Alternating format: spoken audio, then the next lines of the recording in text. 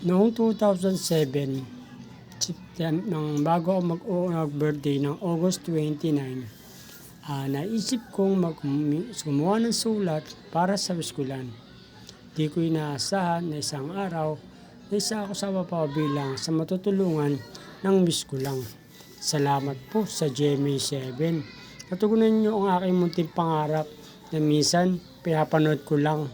Ngayon, ako na pinapanood ng mga tao. Ang swerte ko, dahil sa wish ko lang, na maraming nakatulong sa akin. May mga nagpautang sa akin ng pambiling camera na Nikon.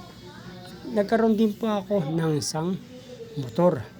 Nagkaroon din po ako ng laptop na pinautang din sa akin. Salamat po sa mga tulong nyo. Dahil sa mga tulong nyo, nagkaroon po ng mga tiwala sa akin ng mga tao at nagmadagdagan din po ang aking mga customer. Dumami rin po ang aking mga customer na mga napipicture sa mga event, mga kasalan, birthday, binyag. Salamat po dahil sa kayo ang naging daan upang maging lalo akong makilala at magtagumpay sa buhay ko. Magpagawa na rin po ako ng sarili kong bahay hanggang sa kasalukuyan. Ngayon, may sarili na po akong bahay at may sarili rin po akong kontador ng tubig. Ang camera ko po ngayon ay 6 na po ang camera ko. 4 na Nikon at isang Sony na digital din po. Salamat pong muli. At kailan po kaya ako ulit madadalaw ng ating wish ko lang sa susunod na kabanata? Abang-abangan niyo lang po ang lahat ng mga post ko sa araw-araw. Salamat po at dahil sa inyo, muling nagtatagumpay po ako ng paunti-unti. Sa ngayon po ay nagtatrabaho ako sa munisipyo. Isa po akong hardinero ng munisipyo. At alam niyo po ba, isa na rin po akong vlogger ngayon. Ako po ang sumisikat na vlogger sa buong GMA Cavite na kung tawagin nila ay Pitik ni Kuya Jess. Kaya sumikat ang pangalan ko sa Kuya Jess. Ang salitang pitik po ay isa po yung photographer. Kaya po yung Tagalog ng salitang Caviteño ay pitik. Pitik na picture yan. Pag naglilitrato po ako, pitik po kung tawagin namin sa GMA Cavite. Pinasikat ko po ang salitang pitik dahil para kakaiba naman po ang aking mga gawa. Kaysa gumaya po ako sa iba, gumawa po ako ng sarili kong idea upang magawa ng isang salita ayon sa mga photographer. Ako po ang sentro sa aming pamilya. Ako rin po ang sentro sa aming trabaho. Kaya po naging sentro ako sa pamilya dahil ako lang din po ang tumutulong sa aming magkakapatid.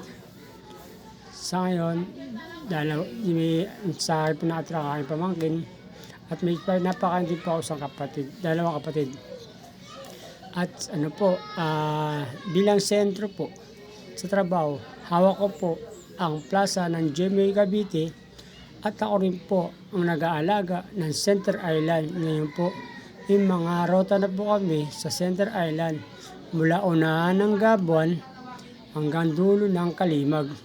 Muli po ako nakatapos sa paglilinis, pagbubunot ng damo. At susunod na gaganapin ko naman po ay ang pagwawalis sa unahan ng Gabuan hanggang Kalimag. Yun ko po yun. At muli po sa wish ko lang, dahil sa inyo, sa wish ko lang lubos na nagtiwala sa aking kakayanan, kaya ninyo natugunan ang aking mga kaibigan.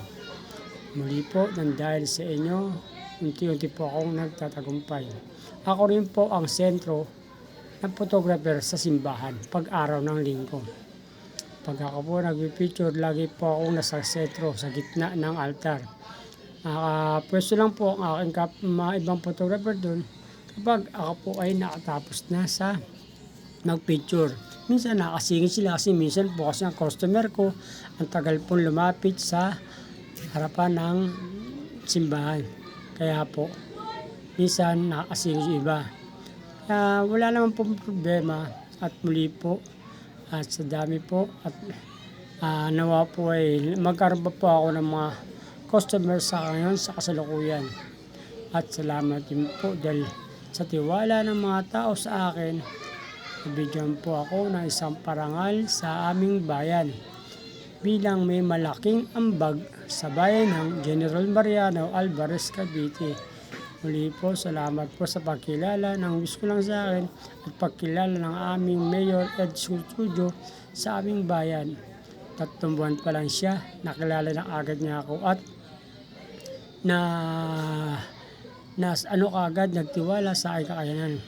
Kaya sa pagpaparangal ay pinagkalab na sa po sa akin na ang binawad na award sa akin ay may pinakamalaking ambag sa bayan ng General Mariano Alvarez, Cavite. Muli po, salamat po ulit sa lahat ng mga nagtitiwala sa akin. Hindi po kayo nagsasawang sumubaybay sa mga ipinopost ko sa Facebook. Bilang pitik ni Kuya Jess, saludo po ako sa inyo lahat dahil hindi niyo po ako iniwan kahit ako ay nagkasakit. Nasubaybayan niyo pa rin ako. Kaya po ayoko po magtago ng anumang sakit na nararamdaman. Kaya gusto ko po updated po kayo lahat sa mga nangyayari sa buhay ko. Kasi po ayoko po masorpresa kayo sa mga hindi inaasahan na kasunod sa buhay ko. Gusto ko po malaman yung lahat yun para hindi po kayo masorpresa. Pero po pagbubutihan ko pa rin po ang aking sakit, pag-inuman ko po ng gamot sa araw-araw, natiya po pangangalagaan ko po ang aking sarili upang makamit ko pa po ang mga tagumpay na aking pinapangarap. Muli po, sa inyong gabay, sa inyong pagpapatag sa akin, muli po tayong mabalik at nagtatagumpay sa mga hadikain natin sa buhay. Lalit po ang nagiging masipag, lalo bumabawi po sa trabaho para mabawi ko ang mga araw o buwan na aking lumipas nang hindi ako nakapasok sa trabaho. Ang pag-aalaga ko po sa Plaza at Center Island ay pagbubuti ko po. Nawa po ay magkaroon na po rin tayo ng pandilig ng halaman para po madiligan na po natin ng maayos ang ating mga alaga-halaman sa Center Island. Yan po ang aking pamangkin na si Lenlen. Siya po ay isa sa mga naging scholar ng wish ko lang.